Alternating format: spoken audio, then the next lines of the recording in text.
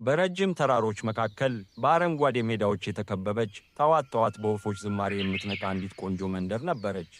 ስሟም ጥቁር አፈር ነበር። የመንደሯ አፈር እጅግ ለም ስለነበር ሰዎቿ ሁልጊዜ በደስታ ይኖሩ ነበር።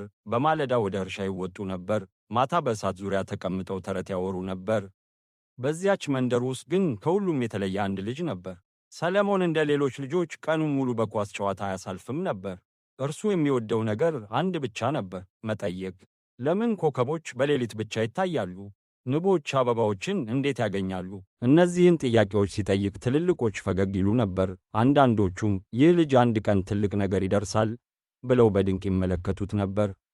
አንድ ቀን ከሰዓት በኋላ ደመና ሰማዩን ሲሸፍን፣ ቀላል ዝናብም መዝነብ ሲጀምር ሰለሞን ወደ አያቱ አሮጌ ቤት ሄደ። የአያቱ ቤት ልዩ ነበር።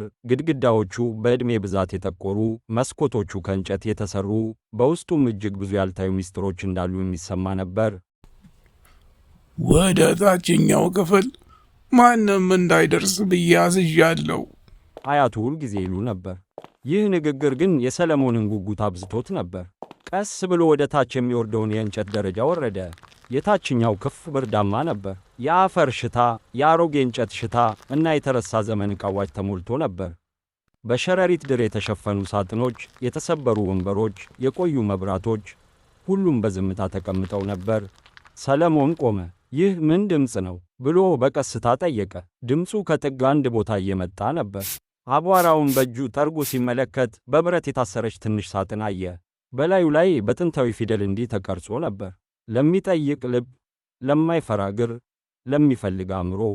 ሰለሞን እጁን በሳጥኑ ላይ አኖረ። በዚያች ቅጽበት ብርሃን፣ የሳጥኑ ጠርዞች በወርቃማ ብርሃን አበሩ። ክፍሉ በሙሉ ተንቀጠቀጠ። ከጣሪያው ትንንሽ አቧራዎች እንደ ኮከብ ብናኝ በአየር ላይ ተንሳፈፉ። ከዚያም ሳጥኑ በራሱ ተከፈተ። በውስጡ የነበረው ካርታ ብቻ አልነበረም፣ ትንሽ የወርቅ ቀለም ያለው እንቁላል ነበር። እንቁላሉ እየተንቀጠቀጠ ነበር። ትክ ትክ ትክ።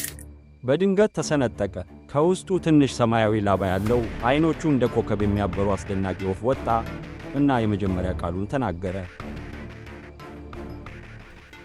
ሰለሞን፣ በመጨረሻ መጣ።